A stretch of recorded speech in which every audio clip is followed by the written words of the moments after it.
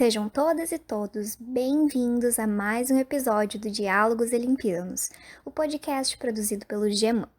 Eu sou a Dandara, mestranda em História pela UFSM, e sou uma apresentadora recorrente nos episódios aqui do programa. Hoje eu tô novamente com a minha amiga e colega Luísa, também mestranda em História pela UFSM, que também participa ativamente da produção dos episódios do Diálogos Olimpianos. Repetindo a nossa parceria no episódio sobre Perséfone, apresentamos para vocês um episódio especial do Natal, já que ambas somos entusiastas dessa data comemorativa. Passo então a palavra a Luísa, que vai introduzir o assunto. Vamos ao episódio.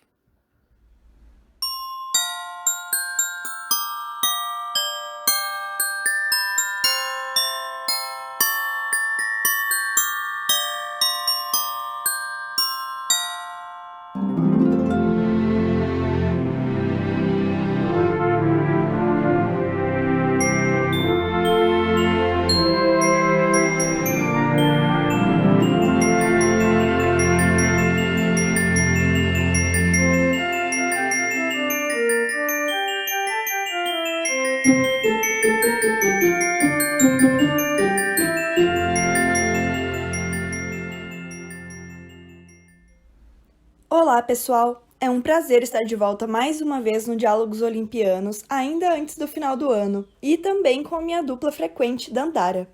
Eu vou começar contando para vocês, então, um pouquinho das teorias que se dividem acerca das origens do Natal.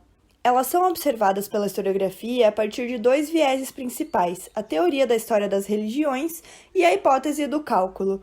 De maneira geral, o historiador Philip Nothaft, em The Origins of Christmas Date, apresenta a primeira teoria como a opção daqueles que interpretam o Natal como uma versão cristianizada ou então uma substituição para celebrações pagãs que tiveram espaço nas mesmas datas no calendário romano, sendo a mais citada delas a do nascimento da divindade romana do Sol Invictus no dia 25 de dezembro. Sobre isso, falaremos mais detalhadamente ao longo do episódio. Já a segunda teoria interpretativa, a hipótese do cálculo, acredita que o nascimento de Cristo foi determinado de maneira independente, sem relação com os acontecimentos das festividades pagãs politeístas. Isso a partir de especulações cronológicas.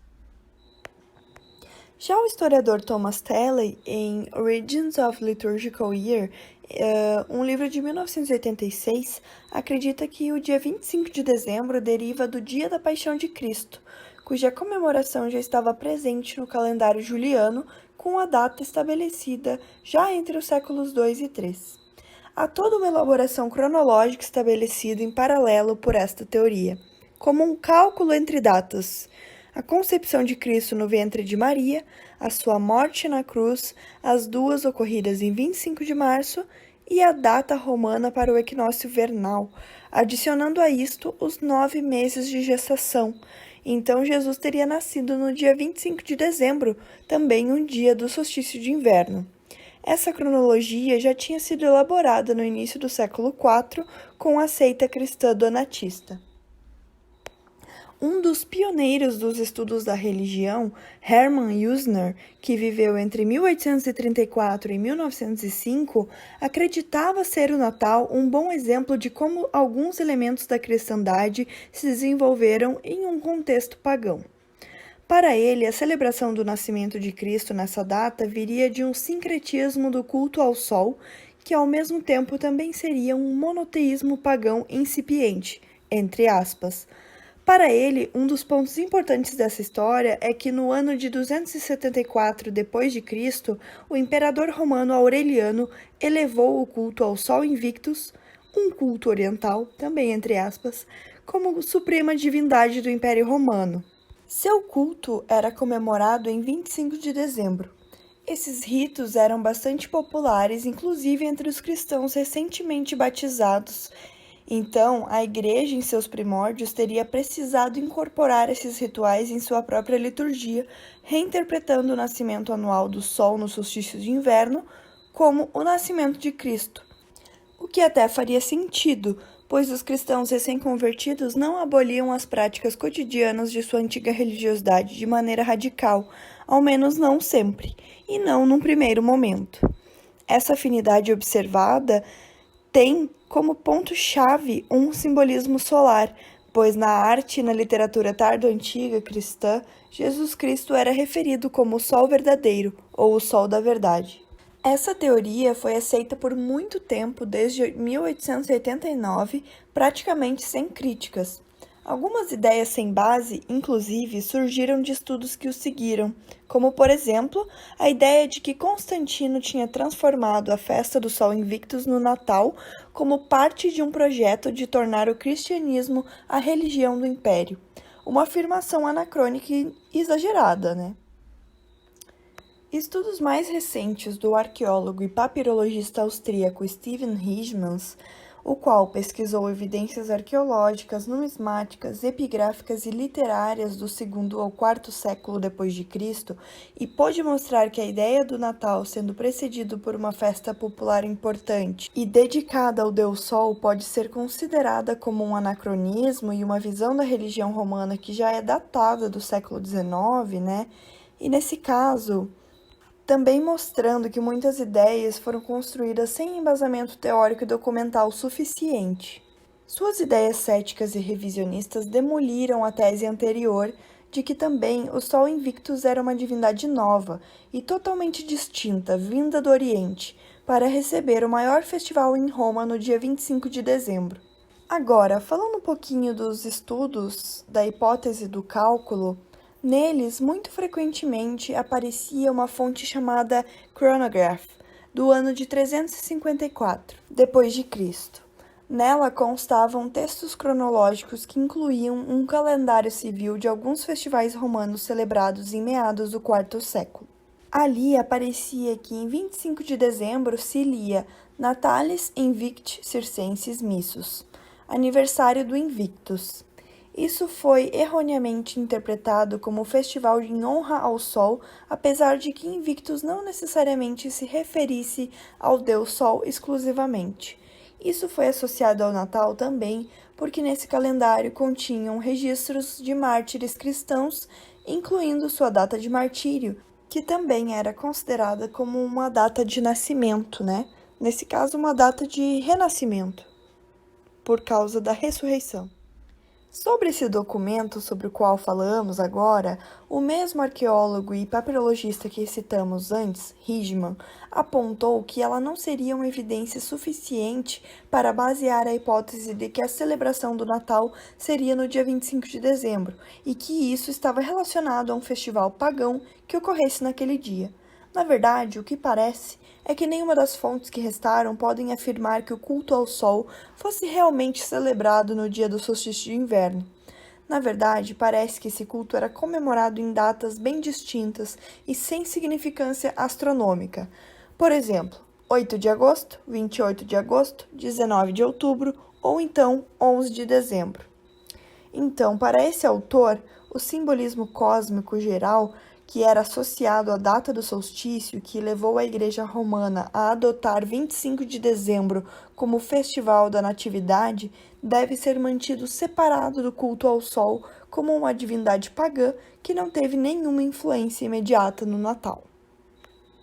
Esse mesmo autor cobriu com seus estudos uma vasta quantidade de fontes que trazem luz a uma história das origens das celebrações de Natal em toda a orbis cristianos, do Egito à Irlanda.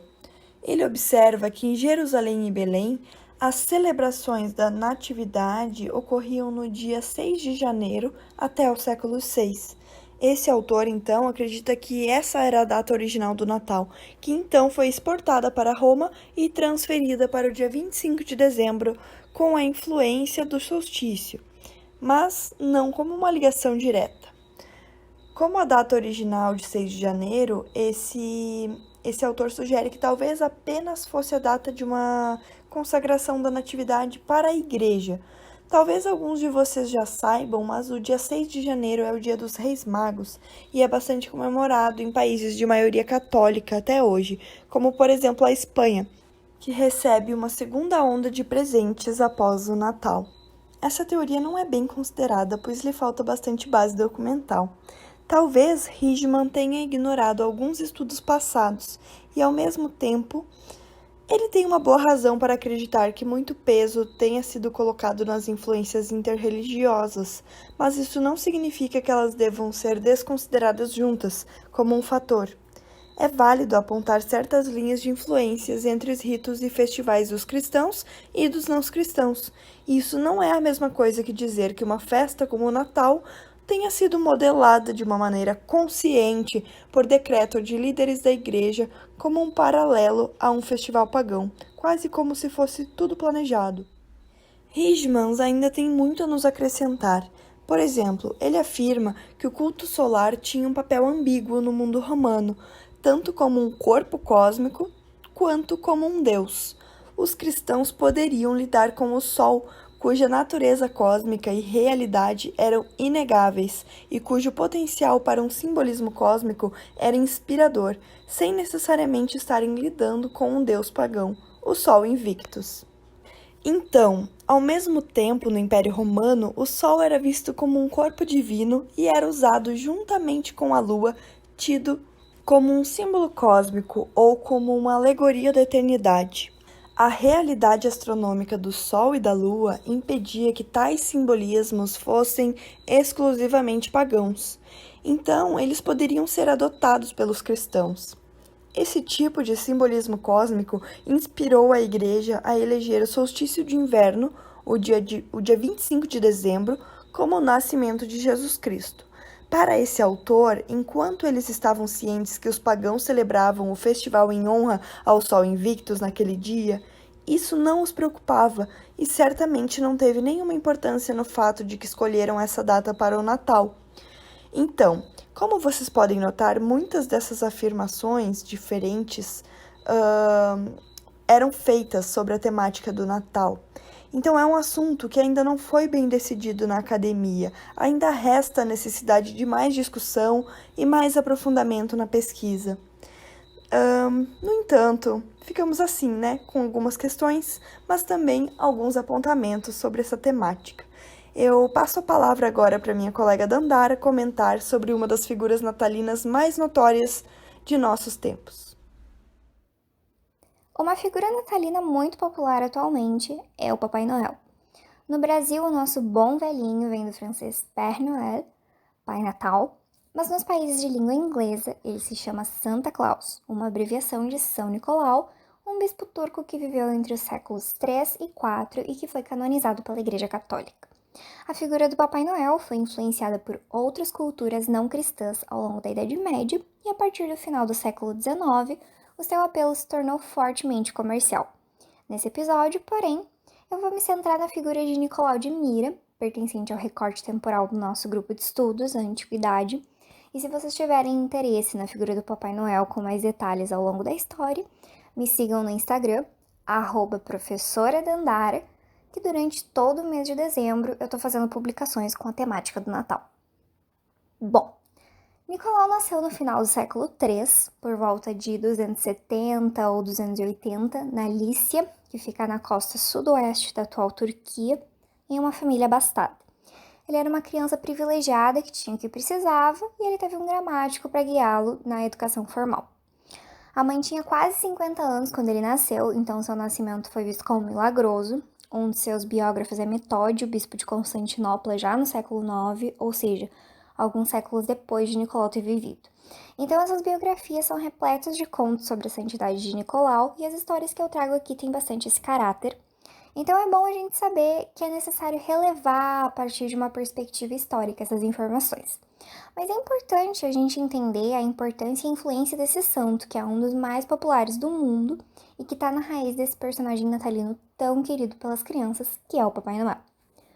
Conta-se então que Nicolau era uma criança muito especial, casta e moderada, interessada somente nos serviços de Deus e que performava milagres desde muito cedo. Os pais morreram na praga de Cipriano e ele herdou uma fortuna, mas se voltou para a vida religiosa. Logo que ele se tornou sacerdote, um homem muito rico teria falido e pensava em vender as filhas. Nicolau então teria recebido uma visão sobre o acontecimento e jogado uma bolsa com 300 moedas de ouro para dentro da casa, que caíram dentro de meias de lã que secavam próximas ao fogo. Quando o dono da casa as encontrou na manhã seguinte, arranjou um casamento para a primeira filha. Na noite seguinte, novamente apareceram moedas e ele arranjou um casamento para a segunda filha. Na terceira noite, o homem aguardou e conseguiu flagrar Nicolau colocando as moedas, agradecendo então porque Deus agiu por meio dele, e assim ele conseguiu um casamento para a terceira filha também. Essa é uma das histórias mais populares sobre ele e que normalmente é relacionada com o costume de deixar meias próximas lareiras para receber os presentes do Papai Noel. Aqui no Brasil não, porque a estação é quente, mas a gente conhece esse costume. E bem, a partir desse conto, a gente pode perceber uma primeira relação de Nicolau com crianças, jovens e com esse hábito de presenteá-las em segredo. Nicolau se tornou bispo de Mira, e no dia da sua ordenação teria acontecido outro milagre que faz com que ele seja visto como patrono das crianças. Uma mãe dava banho em seu filho e colocou a banheira sobre o fogo para aquecer a água, mas os sinos da catedral começaram a tocar para a ordenação de Nicolau e ela esqueceu o filho na banheira.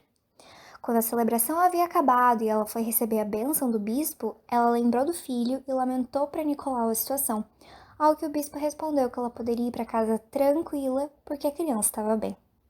Nicolau também possui milagres atribuídos a ele de cura de aleijados, ressurreição de mortos. Ele era um homem realmente cuja biografia o apresenta como santíssimo.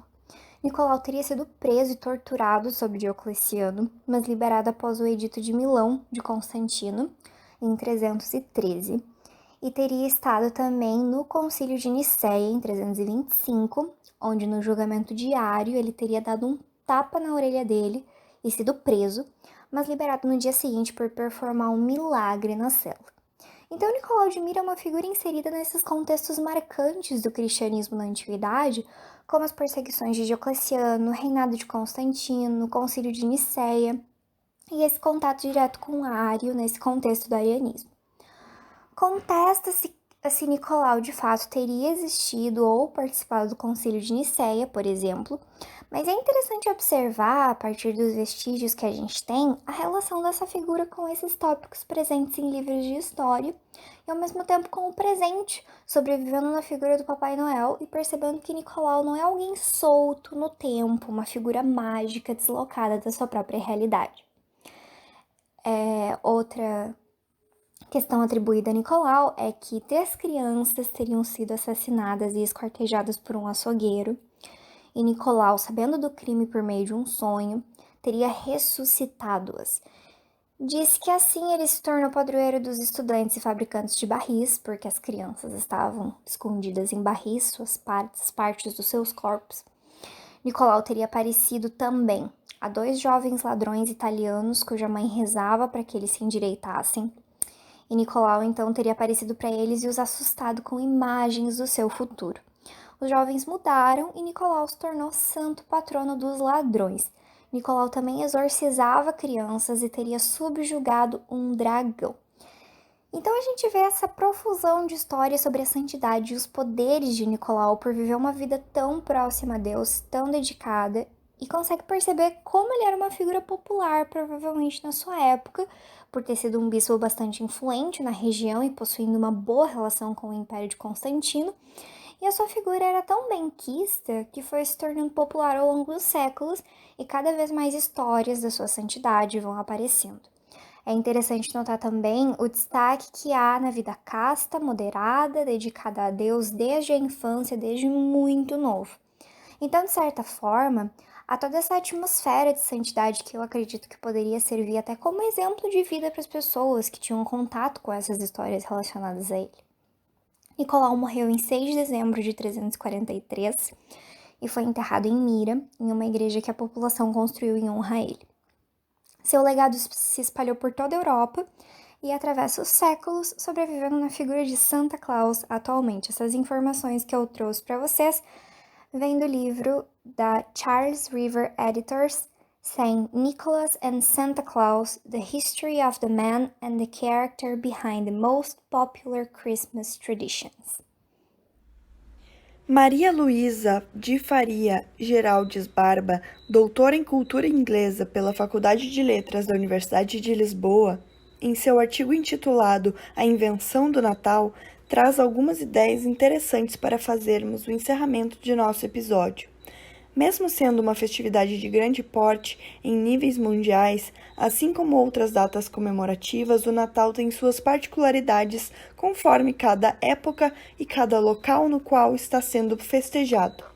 Por exemplo, o Natal em Portugal tem como um símbolo bastante importante o presépio, ou seja, aquelas miniaturas ou maquetes que aparecem com Maria, José e o menino Jesus na manjedoura com os animais. Já na Inglaterra, esse símbolo está ausente em função das consequências iconoclastas da Reforma Protestante, a qual deu força para outras linhas de pensamento não católicas dentro do cristianismo. Também na representação dessa festividade na Inglaterra são importantes as obras de Charles Dickens e a representação pictórica da realeza dessa época. A árvore de Natal teve origem na Alemanha e os cartões de festas até hoje são muito apreciados pelos ingleses, e eles mesmos foram uma invenção propriamente inglesa. O peru como prato típico também foi uma invenção vitoriana. As análises literárias feitas pela autora ressaltam na obra de Dickinson as iguarias descritas, a alegria das festas, a generosidade dos presentes trocados, a animação da música, a decoração da árvore de Natal e também o poder que essas narrativas ao longo de décadas exerceram na imaginação coletiva e também de maneira prática em como comemoramos o Natal. Do século XIX para cá, a festividade natalina tem a ver com muito mais coisas do que o nascimento de Jesus Cristo. São muitos os símbolos associados e, com certeza, ao longo dos anos, o consumismo presente no feriado também aumentou exponencialmente. Para finalizar, reflitamos sobre como aqui no Brasil passamos o Natal com uma temperatura média de 30 graus, enquanto nossa decoração natalina envolve renas, pinhas secas, trenós, bonecos de neve, toucas, pinheiros e, todos esses símbolos mais frequentemente são vistos no inverno. Isso tudo demonstra a influência do hemisfério norte na prática dessa festividade pelo mundo todo, que também ocorreu com a difusão dessas narrativas, sejam elas pela arte, pela religião ou então pela literatura. E com isso, nós chegamos então ao final de mais um episódio do Diálogos Olimpianos. E assim como a Luísa, eu agradeço pela parceria e agradeço a todas e todos que nos ouviram até aqui. E se você gostou do conteúdo que nós produzimos, não deixe de seguir nosso podcast no Spotify ou nos demais aplicativos e agregadores de podcast. A gente está no Anchor, no Castbox e em vários outros. Também não deixem de nos seguir lá no Instagram, nosso perfil é o geman.ufsm. Sigam também nossa página no Facebook e no Twitter. Nós esperamos vocês nos próximos episódios. Boas festas e um bom final de ano para todos!